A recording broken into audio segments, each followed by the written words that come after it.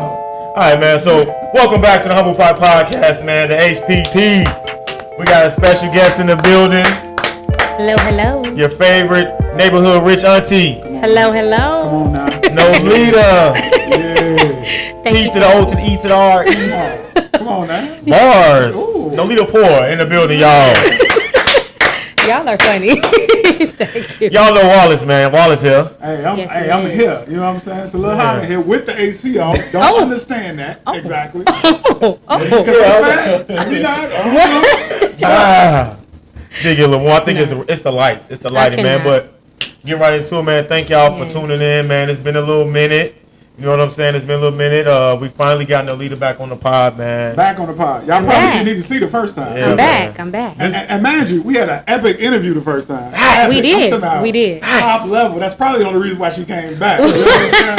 Had it been trash, she never, she was like, I'll see y'all. Y'all are nuts. The Bulls was great 6 times. Stop We it. can run it back at least once more. Y'all We can run it back. You know what I'm saying? Y'all That's how are you do it, crazy. man. But look, don't forget to subscribe, man. We Yes.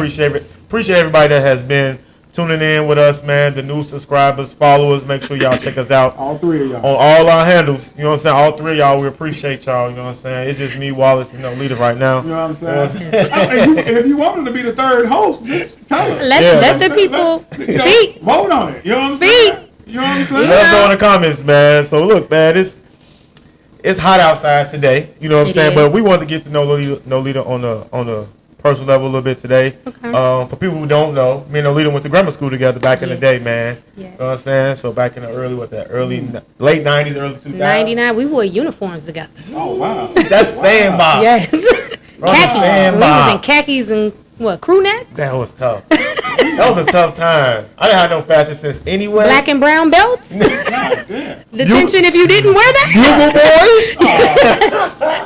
boys. Shout out to Grandma on the Bugle Boy. K-Swiss? Yes. Definitely the Swiss. The Swiss Y'all was are a. silly. Shout out to G-Ma on the Bugle. Hey, that was the era, man. K-Swiss That was the era. crazy. They come back too. They come back. Crazy. So, Nolita, we're going to give you the floor a little bit. Just, tell us a little bit about yourself. Okay. And then we get into this interview. So, social medias and stuff like that. Okay, my name is Nolita Pore. I'm from the West Side. I'm also known as the neighborhood rich auntie. Like I said, I'm from the West Side of Chicago. HBCU graduate 2 times over. Okay. I have been in the marketing and CPG, which is consumer packaged goods space for a little under 10 years, focusing on digital marketing, social media, influencer marketing, all those great things. That's my 9 to 5. But what my passion is writing, producing, and acting. Oh, Okay. All right. Hey.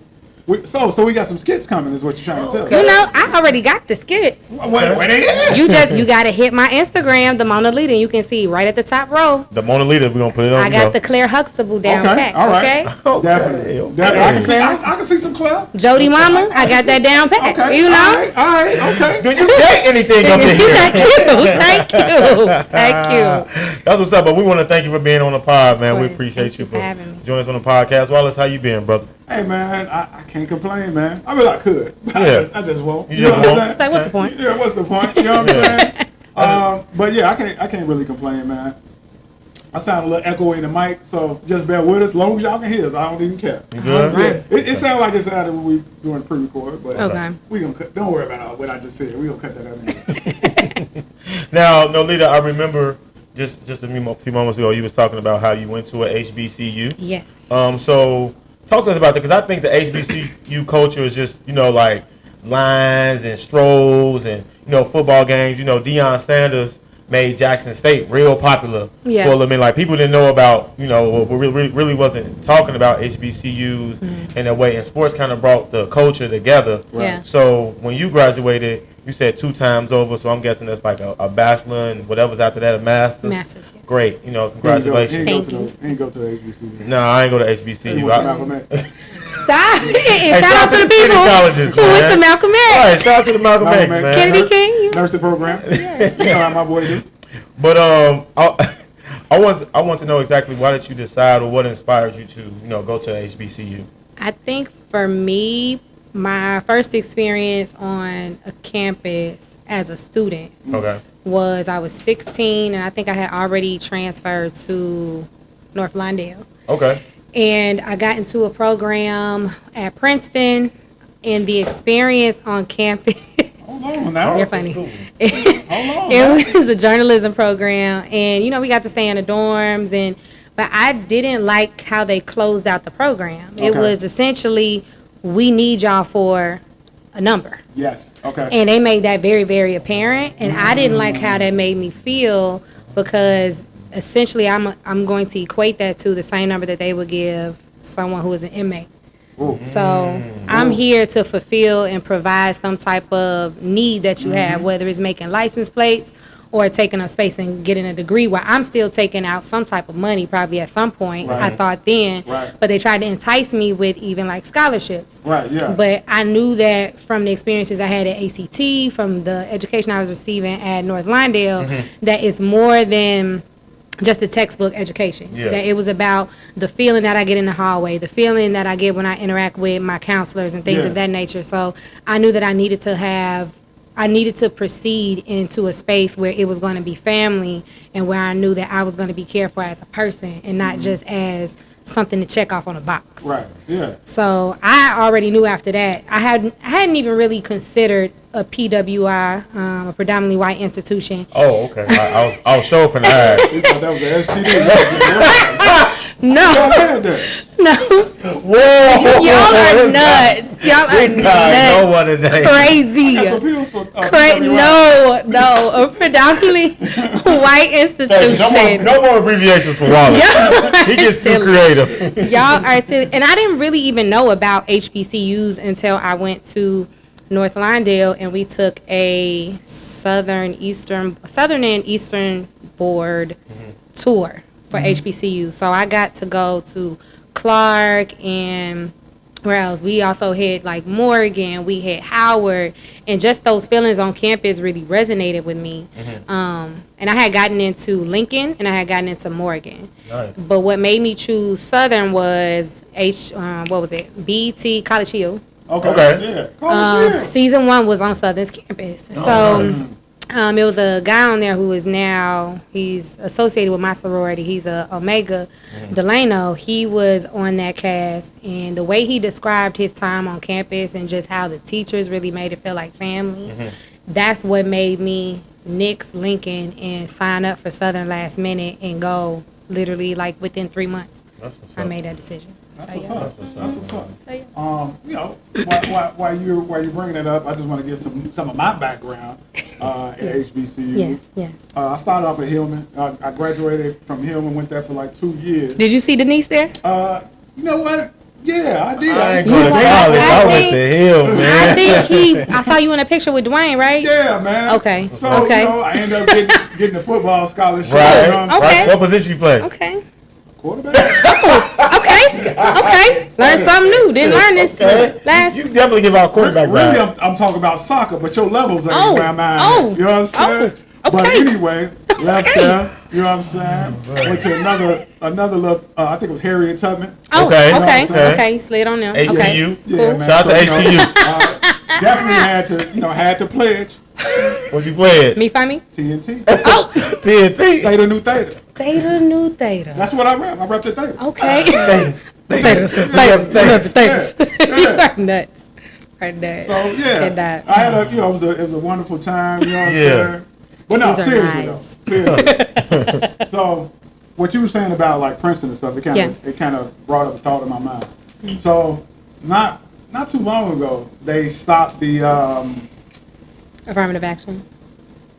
affirmative action, but they nobody's talking about the affirmative action. They was talking about the student loan thing, which they technically kind of reinstating or supposedly reinstated. Yeah. But nobody was talking. They did the affirmative action and the student loan thing at the same time. Everybody was talking about, oh, they canceled student loans. I said, did y'all notice that they canceled affirmative action? That's the bigger problem. Yep. Then fuck the student loans, and they brought the student loans back. So I think they just said that just so they can just say, oh, okay, well, let me cover up this. The affirmative smoke and action. mirrors. Yep. Smoke and mirrors. Yeah. Finesse. Smoke and mirrors. And if I'm talking loud, y'all forgive me. But Good. but that definitely brought up in my mind, like, when you said, oh, we probably just a number to them. You know what I'm saying? Because they need those numbers to make sure they hitting their quotas to keep their government funded, whatever piece of that funding that they got coming in to fulfill their contracts and their obligations for the government. And it's just weird to me that nobody to talk about this affirmative action thing. So now it's putting us in a position that if we did want to go to that PWI, that Princeton, they can easily say, oh, no, you can't get in because of this, that, and the third without any, without any real reason behind not letting us in those. So that just kind of triggers something. Do y'all homework on affirmative action? Yeah. So while we talk about the Greek system and affirmative action and HBCUs and PWIs, I mean, personally, I've always wanted to be a part of the culture when it came to HBCUs, pledging, going through a line and all that. But I think a lot of people in our culture, we don't talk about the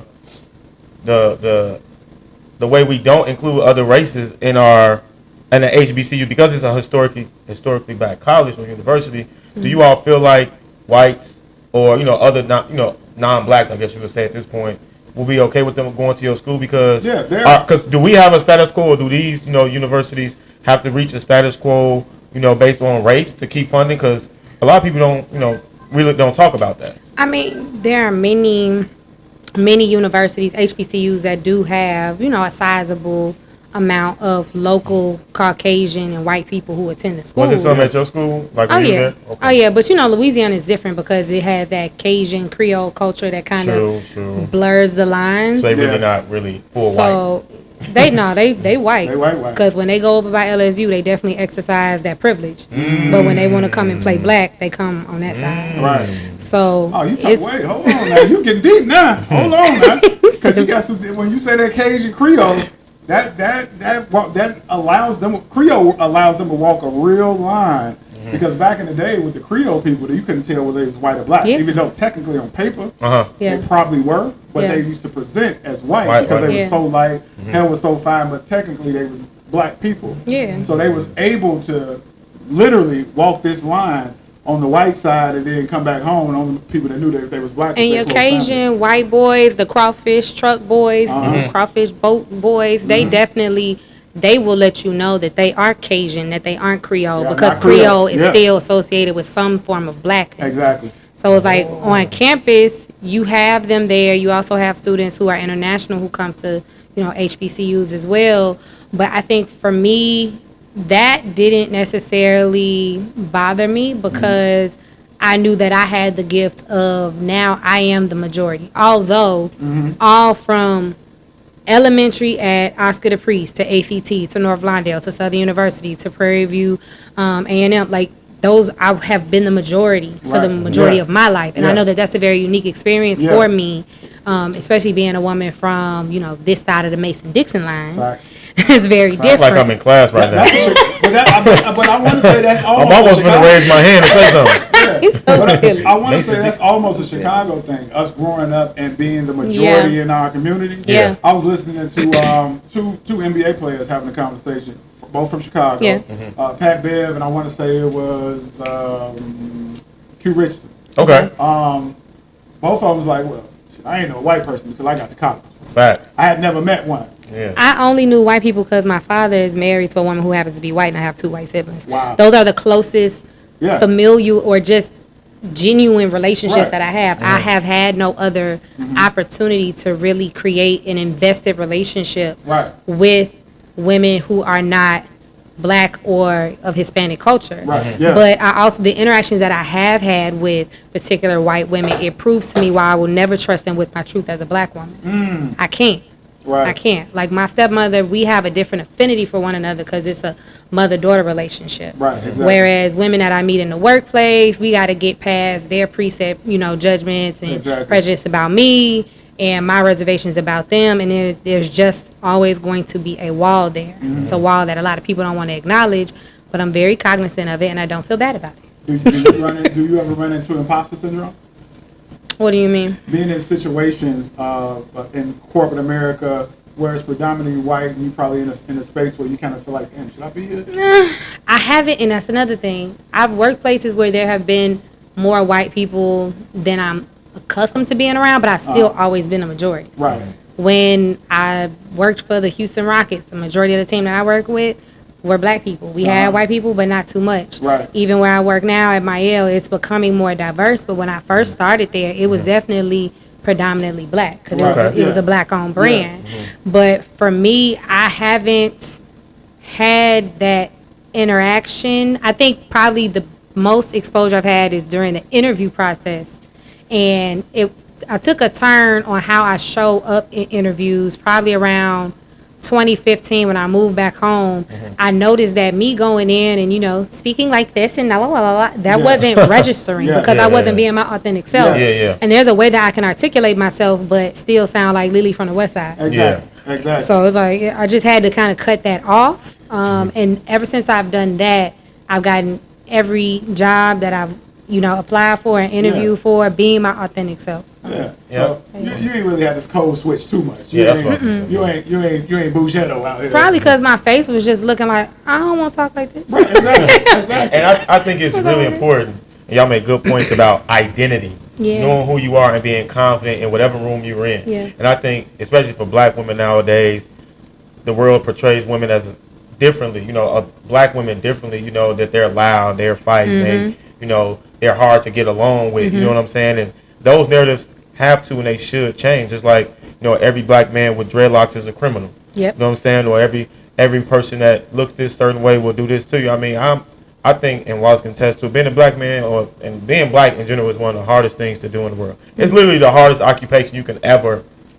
have to do. It's the hardest. When I say hardest, because everyone's perception of who you are before you even open your mouth, what you even say. They don't know your accomplishments. So we have to, not necessarily code switch, but let a person know, like, I'm like that. You know what I'm saying? Like, I'm capable to walk in these spaces and be in these spaces. And you brought up how you know, work for Mielle. You know, so I would like for you to tell us a little bit about Mielle and how that career got started. And just walk us through that process, because I think being in the rooms you said you've been in, a lot of people aspire to do the same thing. A lot of people just don't know how. So give us an idea of what your journey has been like getting to Mielle and where you was prior. So prior to just being in this field in general, I was in higher education, working at the Art Institute of Houston. I got fired from there, went through a breakup, heartbroken, cry, sold everything, moved back home to Chicago. I'm sitting in my childhood bedroom, and I'm trying to figure out what am I going to do. So I knew that I had my Instagram probably for like a year or 2 years, probably at that point, and I was really into social media at that time. And I started to see in my job search that more and more people were looking for freelance social media managers or specialists. So I knew that I had like a knack for storytelling. I've always had that as a gift, and that's something that my granny instilled in me, and being able to orate really well and also write really well, so that people can receive something from what your experience is or what you observe.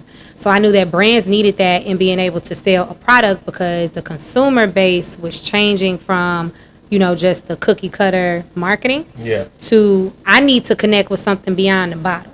So I knew that I could find a way to finesse my way into that. So got into the industry doing freelance work. I got my first full-time corporate position with As I Am, which is owned by a beauty house, and then was there for 2 years, went over to ORS, which is also owned by Namaste. So that was a legacy brand. And then I was completely fed up with that job. It was horrible. It was toxic. And everyone there, I commend you if you've sought counseling, because we've all had to. Yes, we've all had to. And I was at a point where I was looking to figure out what my next step was going to be, because I did want to leave desperately. And Monique, the owner of Mielle, the owner and founder of Mielle, she slid in my DM and she asked me, hey, I heard you are in social media. Are you looking for a job, or do you know anyone? I thought her account tagged. Because, you know, we millennials, so we're accustomed to LinkedIn, Indeed. MySpace. Yeah, like early just Facebook. Finding jobs the traditional way. So for her to reach out to me on Instagram, I knew that was a sign from God, or what I was calling in the universe or whatever. In that sense, so I came in for the interview, and her husband Melvin, they interviewed me, and at the end of it, They asked me to start the next day. I said I need to put in my 2 weeks. 2 weeks? I got to put in my 2 weeks. I got to be professional. And since then, I have been with the brand. It'll be 4 years, probably 2 weeks from now. Okay, that's what's up. So super happy about that. I've grown a lot in this industry. I think for me, you know, there are many people who have similar jobs and positions as I do, and they may have a traditional marketing degree and marketing masters and stuff like this, but can't nobody tell a story like I can. No one can tell a story how That's I can. what you sell. Yes, that's what I sell. I know how to look for the moment because so much of storytelling on social is video based. Yeah. And being a mass communications major and I, focus in broadcasting, that is an advantage to me because I know how to record and film at that level, and know how to be in the moment but not insert myself in the moment. I know how to capture it. So I think that that's something that even when people have tried to pluck me from Mielle because other brands have tried to hire me. Okay. So Can you tell us who? Hold on, L'Oreal. We trying to get it exclusive. you're so silly. Hold on, Mac, relax. You're so silly. I mean, but Mielle has made my job a little bit easier because it is such an authentic, hometown hero, got it out the mud, 10 tones down story that Monique has. She went to Thornton. She's from Chicago. Her husband also, they have a high school sweetheart story. Oh, nice. So there's a story to actually build on, which is something that a lot of brands lack and which does make it hard for a lot of people to sustain themselves because you're trying to get people to buy into some soap and water, shampoo. Right. Yeah, that's true. I mean, I think That's hard. selling so, storytelling is a gift. Yes. Being a good orator is a gift. Yeah. I think those are things I aspire to be as well, as you can see on this platform. You know what I'm saying? But I think, when we talk about social media, you know what I'm saying? People want to grow their platforms. I know I'm just not there. Like I'm so maybe Wallace, you can tell us like when it comes to social media, what is something that you like what catches your eye on social media? Yeah. Because she talked about like videos, stuff like that. Like what makes you click and watch a video? Most of the time, so it depends on where I'm looking, right? Yeah. So if it's let's just say Instagram, right? Yeah. If I'm going through Instagram and I see outside of the funny shit, funny shit is the funny shit. Yeah. Right. Yeah. So let's get to the real Instagram and so if I'm looking at pictures, I'm looking at picture quality. Yep. I'm looking at look at this angle, look at the grade on the picture, like the colors. Same thing when it comes to like video. Like if it's video, I need to make this 4K. Oh damn, he snapped. How did he get this angle? How did he figure this out? He left the scene and then walked back up to the camera and started talking. What you know what I'm saying? I'm a nerd when it comes to that stuff like that. Yeah. And I kind of study like mobile. Specifically mobile video, mobile photography. Yeah. I mean, that's the way. Yeah. Like, how do you shoot a movie off your phone? Yeah. How do you shoot? Because that gives you, I'm a path of least resistance type of guy. How do you figure out for the person that has nothing but this phone? What can I do with that? What can you do with this phone? Right. And every year, it becomes more and more and more. At this particular point, you can really just about shoot a movie on your phone. in almost movie quality because now they're using red cameras and all that other stuff. Yeah.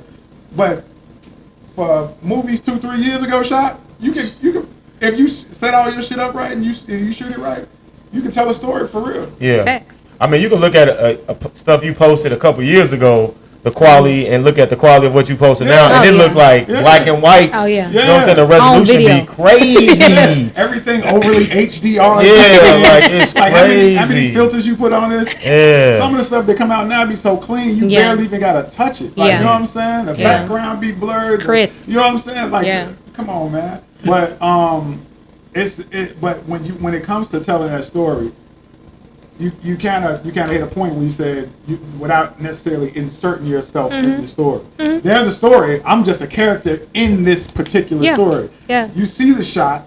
I'm there. Yeah. But the shot is everything. It ain't just me. And I think that's why I be stalking your page so much because. like everybody, bro. This say 752 weeks ago. You know what? Like that. It's support. I appreciate the support. It's giving Right. What's that shit called? You? No, it's not giving you. So silly. I cannot. I want like an episode of that. It's giving Crazy. motivation. Right, You know yeah, what I'm I'm fucking with you. So Yeah, yeah. Thank you. it's a dude that I follow on Slide YouTube. in the shot a little bit, Wall. Oh, it's a dude that I follow Yeah. on YouTube. I think his page is called a Day in the Life of a Billionaire Son. This dude ain't had no followers, but the quality of his 5-minute video that he put up, including whatever props he used, whether it was cars or boats or whatever the case may be. You can have all that stuff in the video, but the way it was shot, the color grading on it, the you know what you could tell the frame rating, was it 24, was it 32 or whatever. Yeah. It definitely, it just depends on what you're looking at, because sometimes even to the person who is not aware of what they're looking at, when they see it, they're aware that they're looking at quality. Yeah. Like, you know what I'm saying? Like, that's like a Lamborghini pulling up. You don't know you might not know the name of it, but you know that you're looking at something that looks great. Yeah. And that's the same thing with storytelling. Thank you, man. And I think we're all in those spaces now where we want to grow our social media platforms, and we want that what they consider to be a viral moment. You know what I'm saying? Us having, the podcast now and the show now, it's an upstart. You know what I'm saying? We trying to get it to that level. Same thing with Facts Never Feeling. Same thing with your platforms. You know what I'm saying? So, Nolita, I want to ask you, like, what's some advice you would want to give, because you said you're a social media manager. I guess you can use us as an example, the HPP. What is something that we could do, or advice you would give us to help grow our space? So it's a prescription that, a doctor can give a prescription and they may not necessarily follow it themselves. Right. Is the consistency. Yeah. Because the consistency is what is going to signal to the audience that you do have that, oh, you're not just playing with this because people was in the house and, somebody with some type of like little class, or, something said, buy a mic, start a podcast. But for what? Yeah. But then also the other question is, in everything that you pursue, it should be in pursuit of serving. Okay. So what are your aspirations to serve? Who are you trying to inspire? Who are you trying to, ignite conversation in rooms that they may not have these conversations and make an impact? Because it's a lot of, to his point, it's a lot of funny. It's a lot of clown foolery going on. Fact. But how are you going to rise to the top of that and stand out? Right. Because there's a lot of people online making a fool of themselves. Yeah. But especially with y'all being two black men, and y'all aren't angry podcasters. So we are? Y'all aren't. Oh, we aren't. Y'all are not angry. I've been trying to be that guy. No, because I think at a point, I think what also fuels that type of content are women who are distracted by that and who also push that narrative forward with arguing with them fools all day. Yeah. But the fact that you are building a catalog of content that isn't rooted in that, y'all got other things to talk about. Exactly. Yeah. Y'all got other things to relate to people about. So after those men probably find a couch to go lay on and they heal, what are they going to talk about? Yeah. We try to fall somewhere between Kevin Samuels and Tevin Campbell. Somewhere between them. Hey, What? never cease to amaze me. What? What? I mean, one is over the top and one That is so drastic. a high value man. That is so Hey, and the other one is drastic. a boss. That is so drastic. Lord. My That's funny on God. so many levels. My If y'all missed it, gosh. y'all missed it. But And that was I- funny, man. But yeah. Something is wrong with you. It is. I've been doing this about 13 shows. I understand. There is no hope for my co-host, but we here. I love Here. it. But bringing it all back in, it sounds like consistency, I think, is one of the major things, and quality when you putting out content. Consistency, quality, and building community. Actually engaging with people who, comment on things and DM and taking the suggestions that you're receiving, your DMs for like topics and things like that. That incites people to say, I'm a part of their audience and they listen to me. Yeah. Because a lot of people are ignored. Yeah. That's true. Being inclusive or making people feel inclusive is definitely a big thing. And, I think, I could do better. Yeah. I could do better for sure. You know what I'm saying? That's just where I'm at with it. So I want to get it, segue into something I saw when we was looking you up in regards to your fitness journey. Now, we talked about earlier how you and I went to grade school together, and kids can be so cruel growing up. Yeah. Like, ain't no nice kids on the west side. None. They don't exist. Wow. Except me. Except me, because I was. You gonna put me out there. Yeah. But we didn't know what bullying was when we was kids. Yeah, like you have to have thick skin growing up, and I sure. know Nolita exhibited a lot of that. It's funny how I remember some of those things, but it led you into like a fitness journey. Yeah. I know. And this is stuff she shared publicly. This is things you can all find on her social media about how you had lost yourself, you had gained some weight, and you got into fitness. Yeah. Now, you're not a trainer or anything like that, but what got you into your fitness journey? I would say originally when I first moved back home, I was tipping on 160. And I wish I was 160. No, that's too and I'm like a little bit under 5'2", so that sits a little bit differently on me. Okay. And I didn't like that. Not knocking nobody that is 160 and 5'1", 5'2". That's you, sis, but that ain't my ministry. Okay.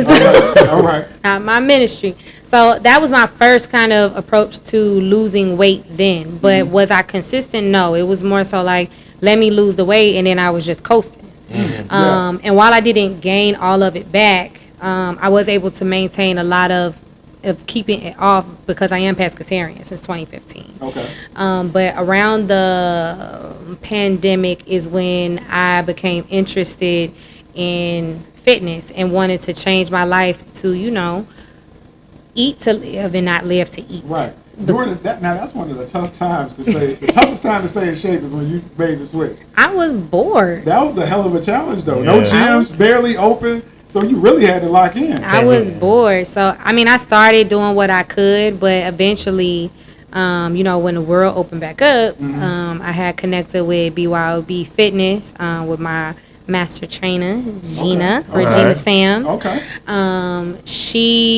I got connected with her, and I just fell in love with it, and it inspired me to really look at not just the external benefits, but also, with having aspirations that after becoming a wife, I will become a mother, that my body will be prepared for that, and that I will be able to withstand that, because I'm already at the age where I'm gonna have a geriatric pregnancy anyway.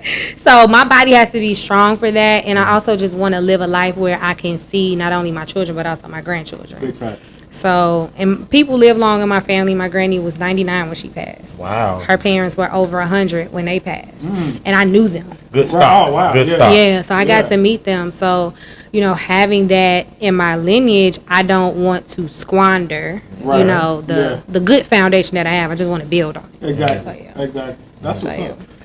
Yeah, I've been on my own little journey too, y'all. It's the point for me. I've been more of a fatness journey. Silly. I'm just working it. I'm working it down. That's what's up. Go to episode 1, then come to this one. Right. Go to episode 1 and come to this one. Y'all gonna clap for your boy. You know what I'm That's what's up, man. saying? I think it's important to have that self-worth. Yeah. Just, in a world where we're like visual creatures, but you gotta want to do it for yourself. You know what I'm saying? You gotta have that willpower. Like you said, in the pandemic, it was boring. You know what I'm saying? It wasn't a lot to do, but to lock in like that during such a cabin fever time, that shows dedication. In a time that it was so easy not to lock in. For real. People gain weight. As women, we, like he said, I got teased a lot. And what I got teased about was being very, very skinny. And I had started getting acne around, we was in 8th grade. Yeah. So my skin it literally erupted. Yeah. Erupted. Wow. And then I was maybe 78 pounds, 80 pounds. I was really tiny. So you looking like a 9-year-old. I was very, very, very tiny. And going into college, especially going the South, Louisiana, right, brick house, cornbread fields. Yes. Oh man, freshman 15. Freshman 15 got me to 110. Okay. And I was still very thin compared to my classmates. So I remember when I was living in sophomore year, me and one of my roommates, we were so thirsty to gain weight. We would set an alarm. We would go to sleep, set an alarm around 11 at night, get up, go to Wendy's, buy 2 baked potatoes. Because we were trying to put on weight. Carbs? Yep, trying to put on carbs. So, as a woman, you think, okay, I'm trying to get thick. But then when you get over 25, Yeah, that The thickness, metabolism it hit settles. different. The metabolism hit different. And if bro. you not getting up and being active, and if your diet is not together, you can't really expect to have this shape that is going to come out of where? Exactly. Not discipline, not self, none of that. And I think for a long time, and this is just based off conversations that I would have with black women about working out and stuff like that. The first thing they used to always say, like, I don't want to look like a man. Yeah. I say, yo, you know how much work you got to put in? Steroids. Right, first of all, a man got to put in work Just to look like so a you man. Hell yeah. Yes. That testosterone. Yes. Motherfucker be in the Yes. gym every day and they still look the same. Wow. I'm like, yo, you'll never look sick. like a man. Yeah, But you will tone up. You Yeah. will lose the weight that you're looking for. Yeah. I just want to lose my stomach. It doesn't work like that. It's overall health. You got to lose it all. Overall What is it about that? But build it up. You got to Yeah, build it yeah. up. You got to put the work in. So Yeah. Now, the good thing is now, I go to the gym now and I see a lot more black women. Yeah. It used to be majority of Hispanic women. Yeah. Depending on where you go. Maybe white women or whatever the case may be. But you probably see like a handful full of black women. Now you're starting to see them in there. And it's been a benefit with just the shift that black women have taken with even their hair, because we know how important Facts. the hair experience is for black women, especially back then. You spending a whole Saturday at the salon, and then you want me to go sweat it out? Yeah. And getting your hair done was a luxury. So now you want me to, again, part of this luxury. But now that we're wearing natural hair, now that we are comfortable with, if I sweat my hair, I can wear it in a ponytail, I can wear it in a puff. We don't feel so chained and locked into one particular look, that we can go to the gym and prioritize our health before a hairstyle. Yeah. I train somebody now, a woman, and them hairdo days, them hairdo weeks. She ain't doing too much. Be like, I can't quite I'll find be you. back next week. Where you at? She give me, I gotta get my hair done on Friday. So, next week I got you. On that second week, or the braids come. Braids come. Braids, Like, oh yeah, that's Knotless 6 joints. weeks She straight. like, damn. I think that's one of the most beautiful things about black women is that diversity. The ability to do multiple things, look multiple ways, come in different shapes and sizes. Especially in the world now when everybody's trying to look the same. Yes. You know what I'm saying? It's really important to really stand out and have that confidence in yourself. I think that's just a really big thing to me, like to seeing a woman to have confidence and not trying to be the status quo or just be accepted. You know what I'm saying? That's and that's kind of new, based off especially at one point it was certain hairstyles that wasn't allowed in the workplace. That part. You couldn't have came in the workplace with the curly afro and your natural hair. That part. or locks. Locks, braids, none of that shit. So thank God that things are trying to kind of changing in that trajectory or whatever the case may be, and I think that's allowing them to tap in more to that look.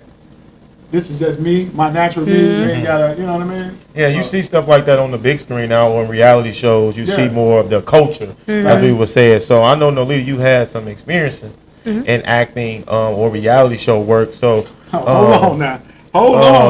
I know y'all. This guy. We trying to get through all her resume. This guy. It's gonna be a while. Hold on now, because I watched every episode. Talk about it. I watched every episode. When I first saw her, I'm like, yo. She signed the autograph. Yeah. Everything. Cameras followed her here today. No, they didn't. We ain't let them come in. Not. It's a full set. You'll see it on her story. Y'all are. But please tell the people about the. Now you're into acting. Yes. Reality show is how much of a reality show is acting versus That's a great question. just reality. Yeah. I will say that from my experience, I did not know my co-hosts or cast members. I did not know them. My process was I was in my creative space with a YouTube series about me hustling with my 9 to 5 and driving Uber and Lyft every night so I could stack money and get out of my mama's house, get an apartment. Okay. I was uploading to YouTube, and a producer's team, Farissa Knox, she had a team that came across my content on YouTube, and I wasn't getting a lot of views, like 750 maybe. That's a lot. Right. Shit. Show me. Shit.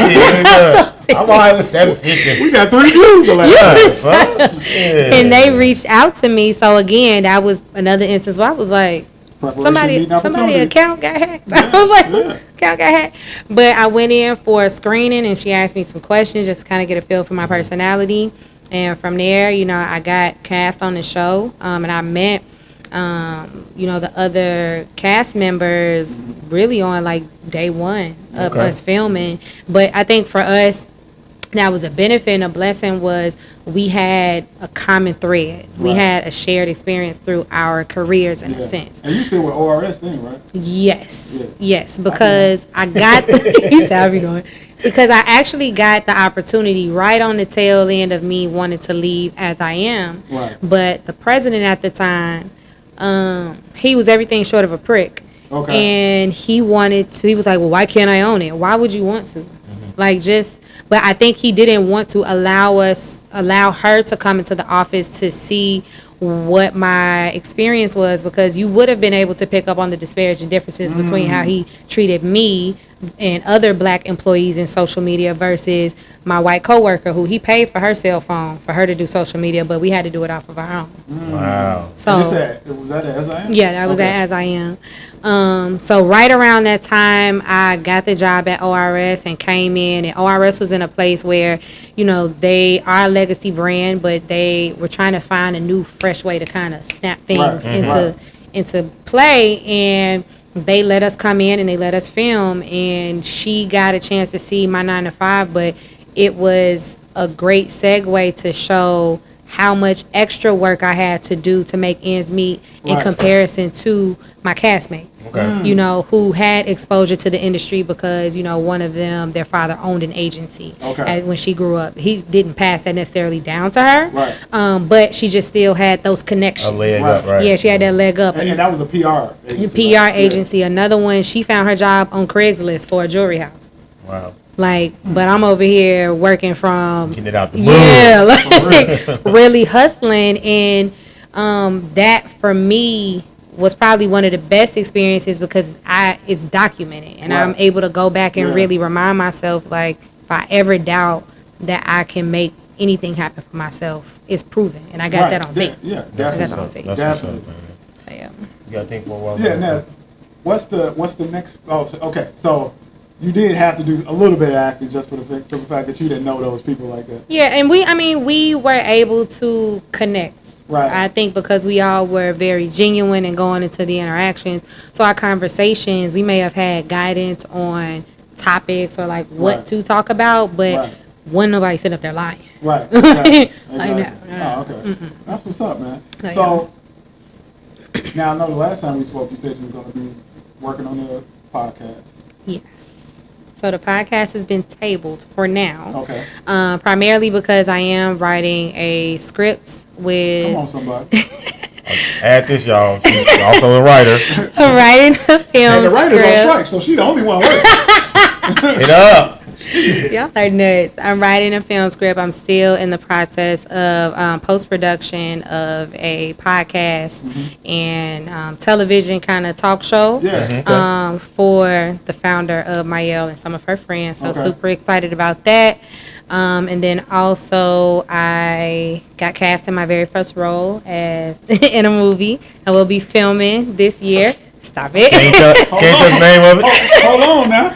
We get some breaking news. Right. Breaking news. I cannot tell the name. I signed an NDA. Well, you gotta come back after you do the movie. Signed an NDA, she already signed the NDAs. Damn. So silly. No, I'm excited. I think for me, the acting role, just all these experiences this year has really given me the confirmation to know that I am hearing from God and I'm not crazy. Facts. And to know when God is speaking to me and to have the confidence to not just be overly humble and to be thankful for when I'm in the vicinity of my dream, but to actively go after it. Right. Sure. So it's like, yes, I produced a show and I love being able to write, episodes for Black women to discuss great topics, but I also have a talent and I can thrive, and I have thrived in front of the camera as well. Right. And I shouldn't be ashamed of going after that. Right.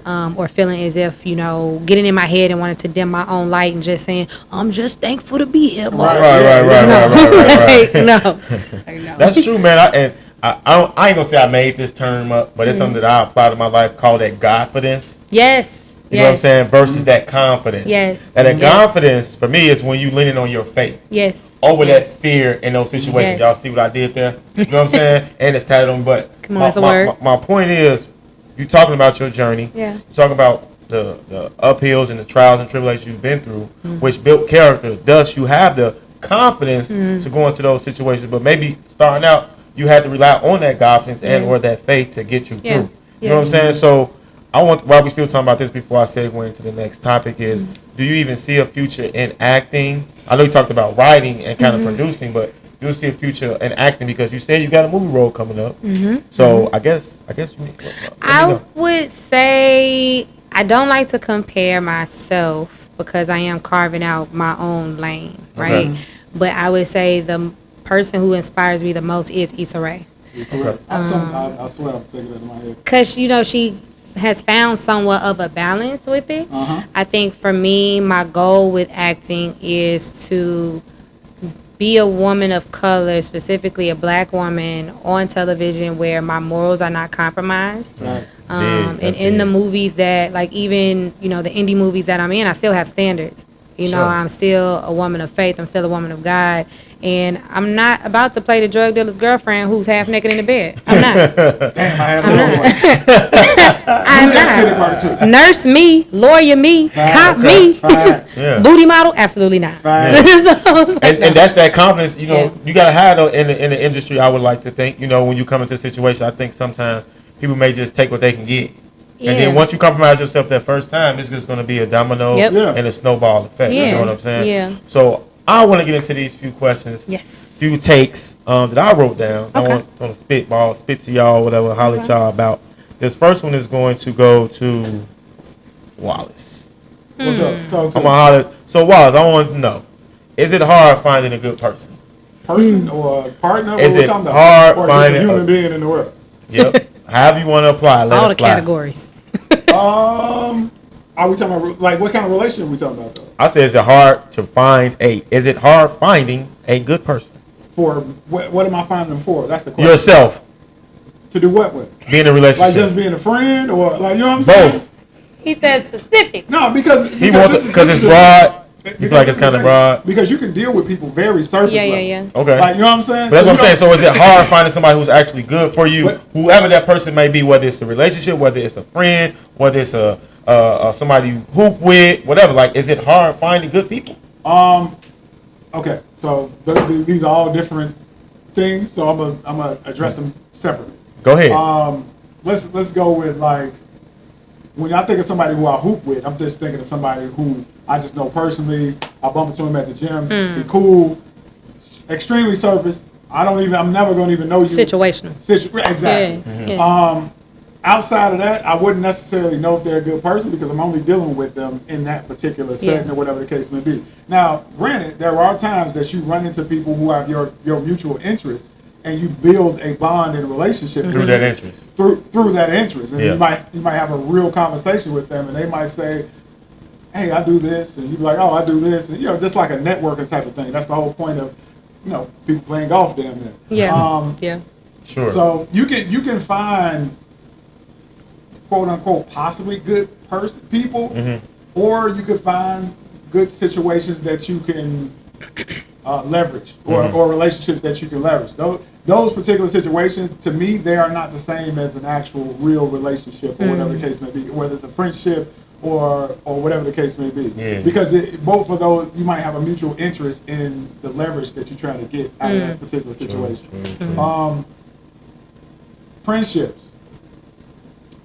Those are pretty tough to find as you get older. For sure. Because you become more restrictive about the people who you let in your circle if you're smart. I feel like, and maybe y'all can counsel me through this, and we just gonna keep it right. I feel like I don't have no friends. And that's a valid feeling. Or I've made poor choices in finding good people. Right. So or could it be a situation that you might be the problem? Yeah, I mean, that's also. I've done some soul searching in that way too. Yeah, that's also part of the. What is it about me that makes me, not be the type of person to have friends or long-lasting friendships? You also got to consider that, I'm gonna get godly on you. Come on now.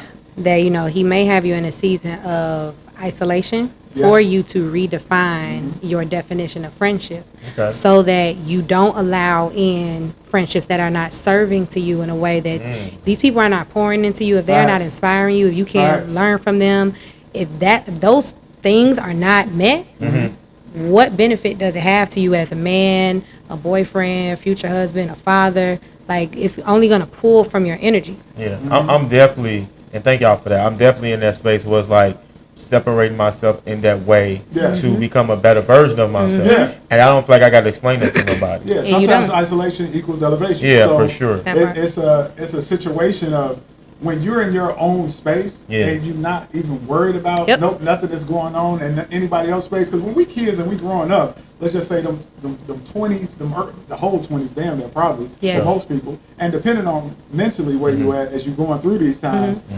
when you growing up, sometimes you allow people to be in your life that has no good. Right. You just thinking like, yo, this has been my homie since I was this age. Yeah. So I'm gonna make every effort to make everything cool, regardless of whether It's the quantity versus the quality. Exactly. Yeah. Because this relationship is not reciprocal. Yep. Yeah. It's one-sided. It's very when you sit back Yes. and look at it, and then once you figure out, once you get older to a certain space, you're like, maybe I don't need that relationship. Yeah. I'm cool with him. I ain't mad at him, but Right. I'm just gonna feed him with a long spoon because he don't deserve to be in this particular space. Yeah. So because a lot of times you might say something that in regards to you grow out of people. Yeah, Yes. for sure. And Definitely. you have the right to do that. Which Yeah. you completely Have the right to do that. I don't care if it's a personal relationship. I don't care if it's a boyfriend, Business, girlfriend yeah. situation, business, whatever the case may be. Whatever that relationship is, you are allowed to grow out of it. Yep. And once you grow out of some shit, you get extremely uncomfortable. Like you grow out of your shirt, you still constantly putting it on. And you can't Yeah. hug That nobody. one got about 2 months. Yeah. Anyway,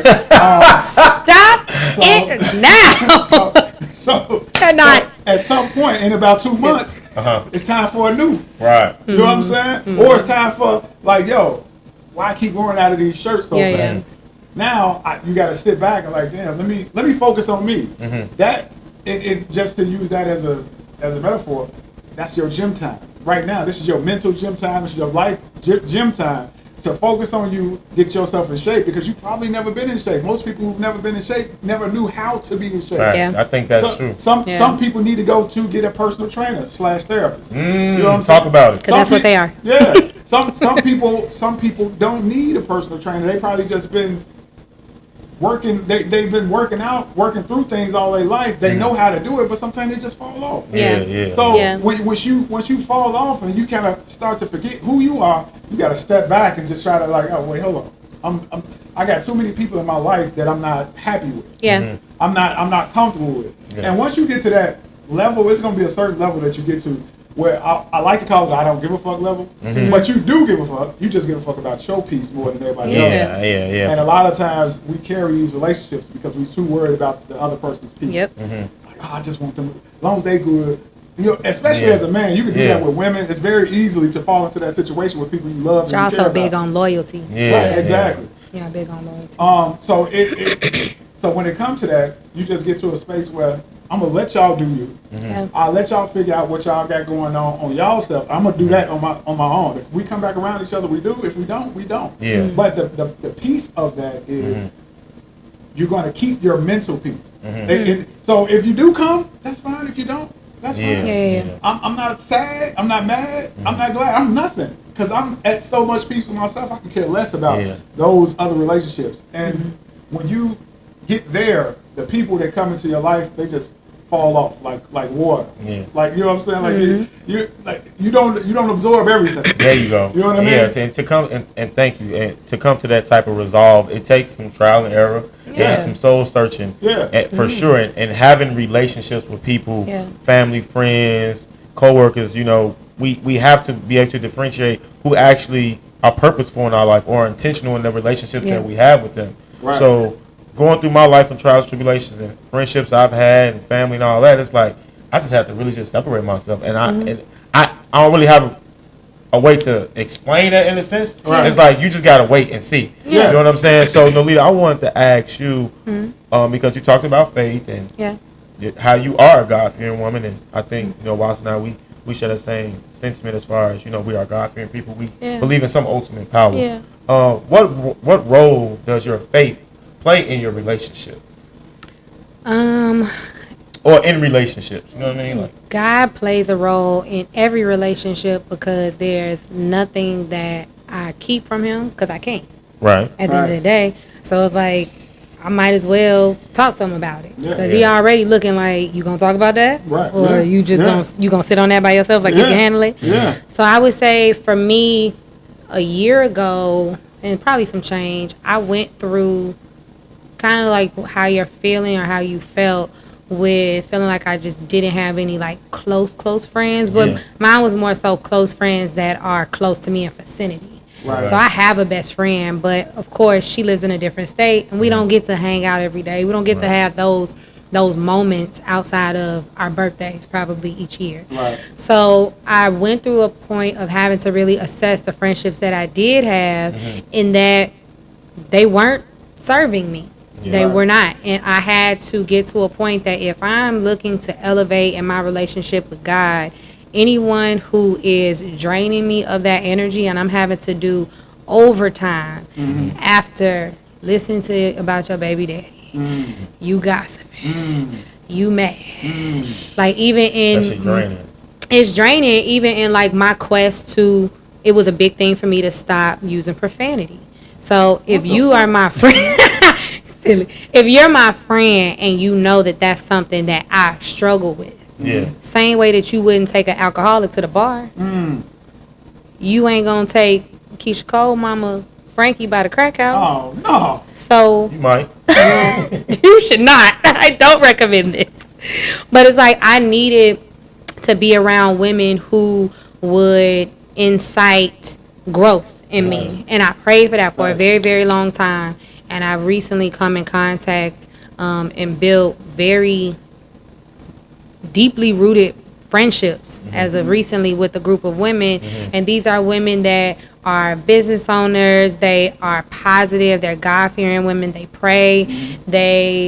I haven't had an instance where I feel drained from being around them. Now, is that saying that we're not all going to experience times where we need to lean on each other? Of course. Right. But it shouldn't be a trauma bond between us. Go. That trauma bond, that's toxic. Because eventually you or both of you will heal, and then you're going to be looking like, why are you my friend? I don't even know that person. Yeah. Same thing it would be like in a relationship. Yeah. That's why Wallace, I want you to talk about those trauma bonds, because I was just about to say that hearing you talk about your friend group, and the culture needs more of that. Yeah. Because people are so bound by drama and trauma that it's like, if you're not talking about somebody else or some drama, y'all ain't got nothing to talk about. That should let you know that y'all ain't about nothing. Ain't no substance there. Most of black culture is trauma bond. Yeah. And that shows me like I'm not. But it don't have to be. If I'm in the Word and I'm looking to apply it to my everyday life, the Word does not teach you to gossip. No. Facts. Like it's just I can't read it and then not apply it, but then be around somebody that's going to be counterproductive to me being able to lead the life as much as possible, because no one can be perfect.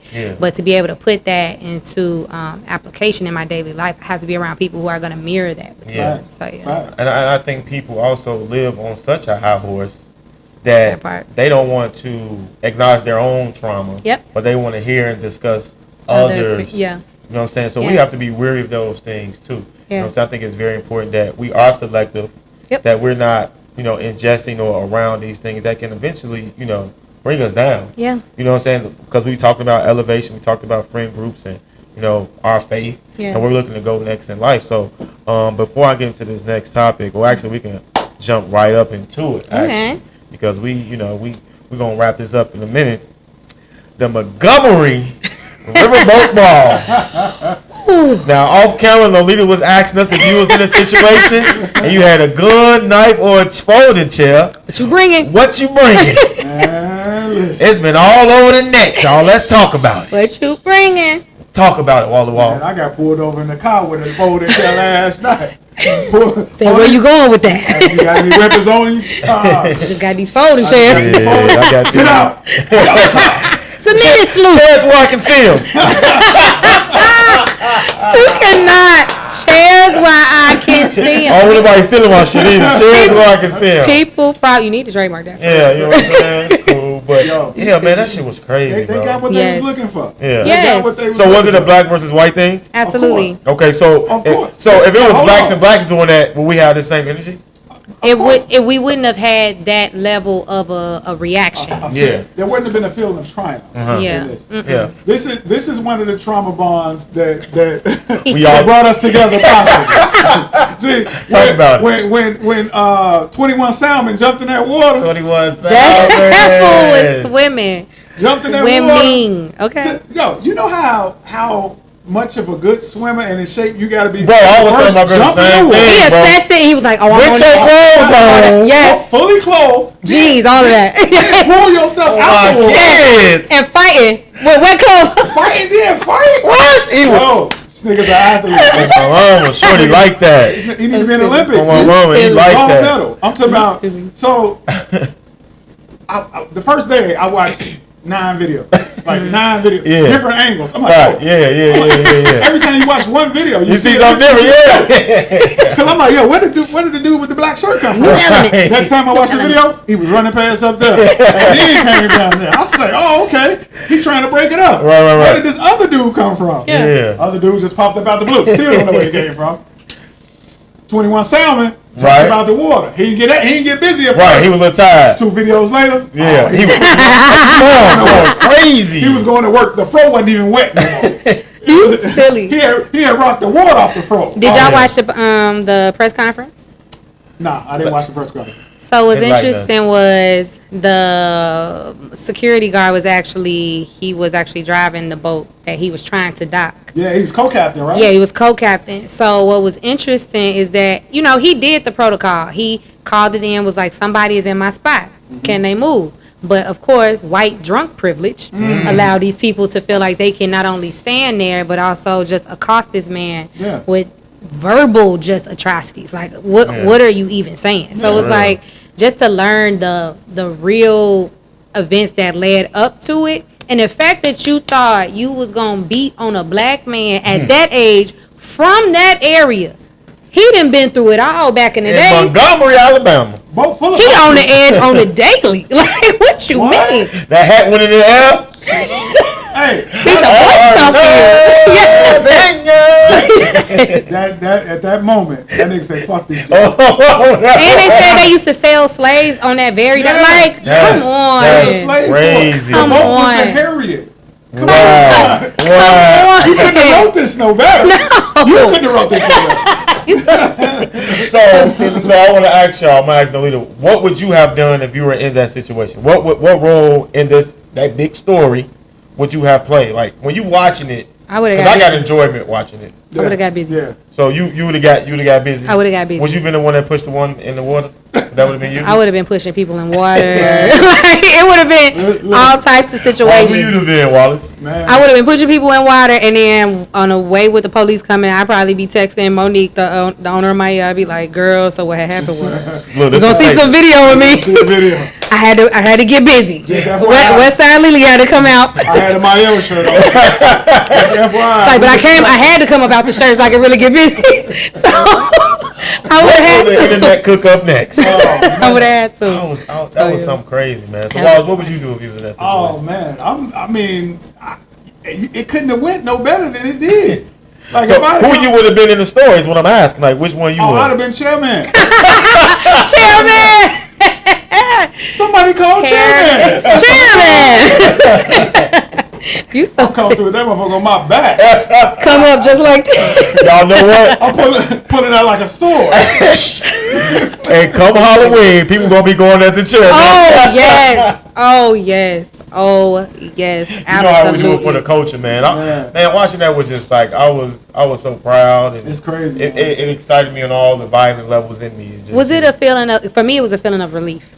For me, it was more of a feeling of like, that's what y'all ass get, like Yeah. retaliation, like I'm because telling like I was talking That about it was a earlier, combination. us being black, like bro, we deal with a lot of stuff, Yeah. like just Yes. based off how we look. People talk to us crazy. They expect us to Yeah. say, and racism ain't went nowhere. Segregation ain't went nowhere. It's here every day. Yeah. So to see people defend themselves, those good wholesome people, Yes. defend Taxpaying, themselves, them responsible taxpayers. You know what I'm These ain't no saying? thugs. No, these not no thugs. thugs. He's auntie and uncle now. They paid to be on the boat. They just it made me feel good. Yeah. For me, it was a sense of satisfaction, right? Because you get to see us stand up in a way that you never seen us come together before. Yes. They didn't know each other. These No. people didn't know. Yeah. Nobody knew dude who drove the boat. Absolutely You know not. what I'm saying? Yeah. He He the man at work. They just saw him being jumped Yeah. by Yeah. some white people Yeah. after. So it's just one of those situations of, damn, can we do this in other spaces too? Yeah. Like come together with people we don't know. Yeah. Could this start a snowball of coming together with people we don't know? Because one thing with us, we don't like to help everybody. yeah. Help us. Yeah. You know what I'm Yeah. saying? Yeah, yeah, no matter how yeah. much we preach it, but if that can spark something to help us roll over that same mentality Yeah. into business, Yeah. roll over that same mentality into schools, roll over that same mentality into education and everything else, I think that'd be something amazing. Man, that'd be revolutionary. You know I what I'm won't saying? even hold you. When I first saw the first clip and he threw the hat up, my traumatic response was, I don't want to watch us get beat up again. So I didn't even watch it at first. Because I'm so socialized to just Yeah. video after video of us always being beat. And I'm tired of seeing black men being treated like that. So then when I went back and I heard word, I was like, oh, we was laying hands. We won. Right. Oh, let me run back. Everybody didn't stand around with a camera. That part. Yeah, I Yes, think most of the that angles were part. people like that were still on the boats. Right. Yeah. They Yeah. was, they Yeah. was Or, on you know the what I'm boats or some of the On that angles balcony area and stuff. They was Yeah, waiting yeah. to get on the Yeah, boat. yeah, Yeah. yeah. Which is crazy. That's what's up, man. Yeah. Way to stick together, man. So I want to end it on this. Firstly, Okay. I want to thank you, Nolita, Of course, for making thank this you. happen. You know what I'm saying? Thank you. Again. Well, For making it happen again. Right. We in my here, pleasure. man. We want to thank all subscribers, man. I want to thank my host, Wallace, man. I'm just grateful, man. I'm in a grateful space right now. But I do want to leave y'all with this, and I saw this. It's not a quote. It's not mine. It's Okay. from Alicia Keys. Okay. And it stuck with me, and I wrote So it it's a down. quote. So I'm going to share it with y'all. Okay. Yeah. It read, because it kind of ties into what we're talking about today. Once you know how someone is, don't put them in position to let you down. So it helps us, and like I always want to be accountable. Yeah. The Humble Pie Podcast is all about accountability. So again, once you know, so you're aware of how someone is, don't put them in position to let you down. Yeah. Y'all stay blessed. Bye. Gang shit. Fuck all that lame shit.